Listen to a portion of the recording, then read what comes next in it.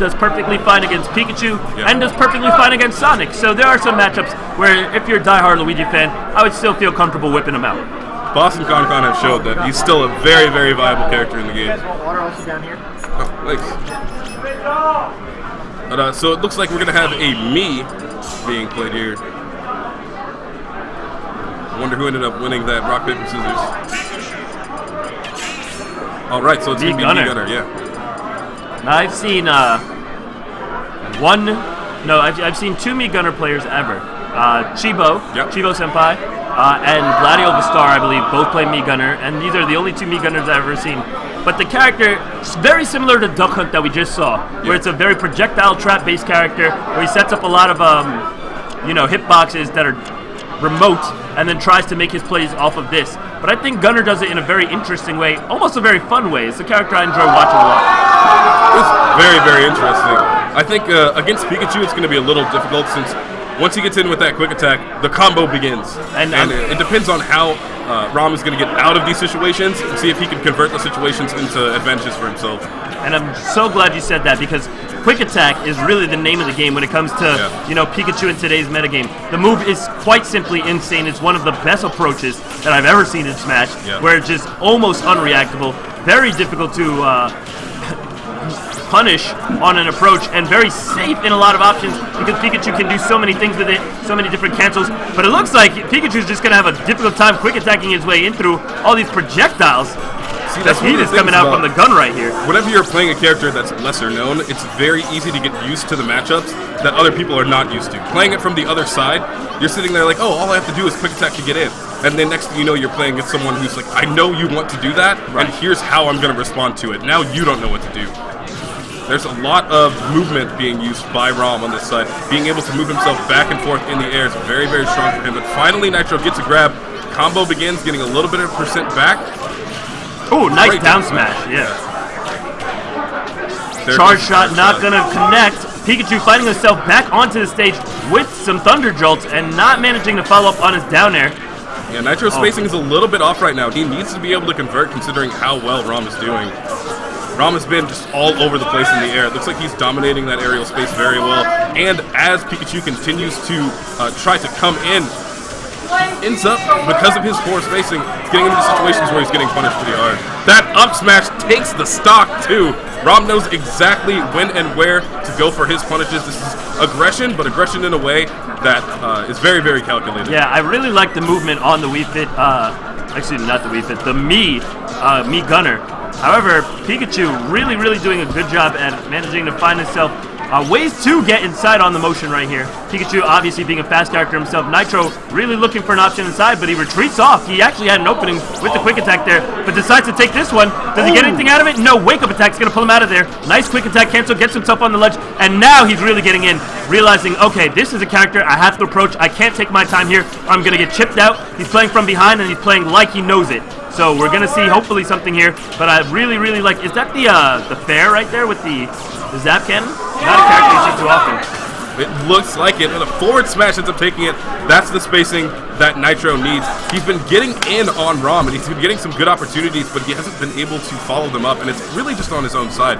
So I think that it's a lot of a mental game right now of Nitro being able to get to his highest level of play, because ROM is playing extremely well right now. Very good grab. Doesn't end up getting the follow-up. Nice air dodge into the ground, knowing exactly what Pikachu wants. Good defense coming out from both characters right here. 40% separating the two players. Pikachu on the move to try and get himself back into this game, but excellent accuracy coming out from the blaster of ROM right now, lighting up this Pikachu. And can we see a big punish coming out here? We got Pikachu pressured onto the edge, trapped with the fire set up, and he's going to quick attack over it, but he's not finding his way inside right now. Finally, he gets himself a grab, but a break! And then a down smash counter coming out from ROM right there. He cleanly carries away that shot. That was so filthy. Filthy, filthy, nasty, dirty, filthy. See, right there. Those were reactions right there. Yeah. ROM knew exactly when and where to punish the most optimally. You saw that his stage control was so on point. He ended up giving it away at the last moment, but it still led into a situation that he benefited from because Nitro dropped one single option. Yeah. He ended up making one mistake, and ROM's like, there's the punish. Excellent capitalization for sure. We're not going to take it back to Smashville, but instead, Pikachu decides, all right, there's going to be some battlefield action going on here, and instantly ROM dropping down with a blaster, trying to take control of the match, but Pikachu grabs himself a short lead.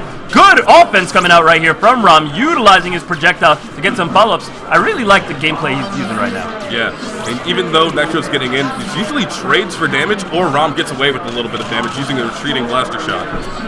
I think that Nitro wants to use these platforms for quick attacks, go to the top platform for a little bit of defense, but he's not exactly working out with that tactic right now. It would help him out quite a bit. ROM, being a character that can stay back, doesn't need to approach Pikachu off stage. So he knows, I don't need to do that, I can just wait for Pikachu to continuously come in because I have the percentage lead.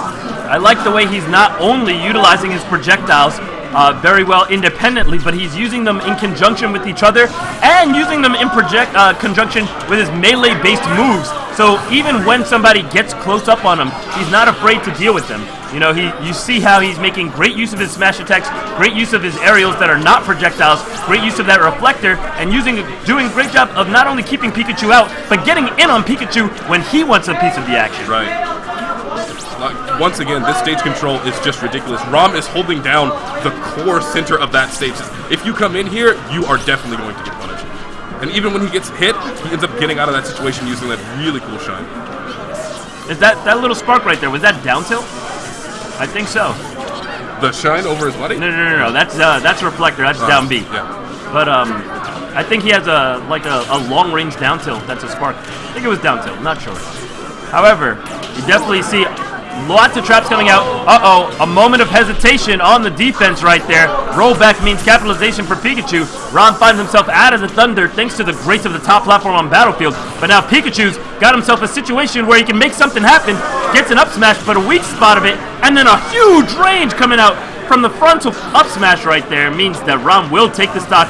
All the same, potential KO right here, and we connected up throw into Thunder, but not a KO. No rage on that Pikachu. Means that he's going to need a little bit more to try and find a kill. It's going to be very, very difficult for him to find that opportunity now that ROM is at high percent. Setups are going to be a lot more difficult. I think he's going to have to find a raw opportunity, but it's been so hard to find on ROM. A lot of what Nitro has been doing here is been trying to feel out how to play against the character specifically, as well as trying to figure out how to play against someone who seems to have a mastery over that character.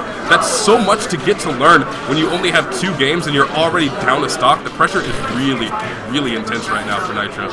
Yeah, and I really, really like exactly how he's pressuring. Solid up air into up tilt transition and solid control using his projectiles to cover these platforms.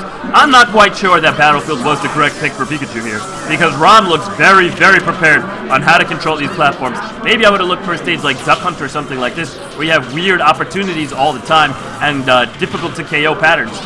But right now, Nitro tried to go for that down B off of the up throw, but still, it's very, very high percent, so ROM was nowhere near in danger. Plus, as we said, he has that reflector. It keeps him safe in these situations. Good nair, but it's across the stage. ROM is still living here, still got his jump. He makes it back to the stage. Nitro tries to go for a nair and a fair, but he's just been taking a little bit of percent out of each one of these situations. And it's very clear that he has to come through over the top of these platforms since ROM has so much control right in front of him and about 4 character lengths in front as well. Yeah, I want to see some more aggressive edge guarding. I want to see some more grounded gameplay where you have access to your shield when you're playing so much against a projectile-based character here. He's got to find his way in very, very slowly. ROM, though, has a lot of mobility control. Well, you can't move too slowly. I mean, there's only 2 minutes and 9 seconds left on the clock here, and he still has an entire second stock to get through. So you can't move too slowly here. Finally, we close it out. 2 minutes left on the clock to make up a 78% deficit without dying, and he's already getting chipped out. Things are looking glum for Nitro here, but it's not over yet. Grab coming up from ROM, traps him with the up air. Second up air, not going to find anything. Thunder Jolts will give Pikachu the space he needs to get back on stage, but space is not all he needs. He needs to find actually some percent here onto Me Gunner. It's going to be very hard because he's forced to approach, and these are the situations that projectile characters love. Minute 32 on the clock. He can consistently keep throwing out these blasts. It's going to rack up damage, and eventually Nitro is going to make the move that's going to end up getting that kill punished for ROM. He's going to have to find another way in. And you can see Nitro is beginning to rush. He's falling apart. His offense has been incredibly inaccurate at this point. But ROM, overcommitting just a little bit, gets himself jabbed, grabbed, and now Pikachu has an opening. Can we see something here? Trying to make something happen. 48% on him. He's still down by a terrific amount of percent. Another up tilt will connect. 57%. Oh And my another gosh, down a smash. whiff dash grab gets punished by down smash. That's going to be it. 2-0 over to me, Gunner. Rom taking it home. Nitro was finally getting to that point where he knew what kind of pressure to put on, but they were in the last minute of the game. Yeah. That is too slow of a time to adapt. You need to be able to figure that out mid-game. A lot of the time when it comes down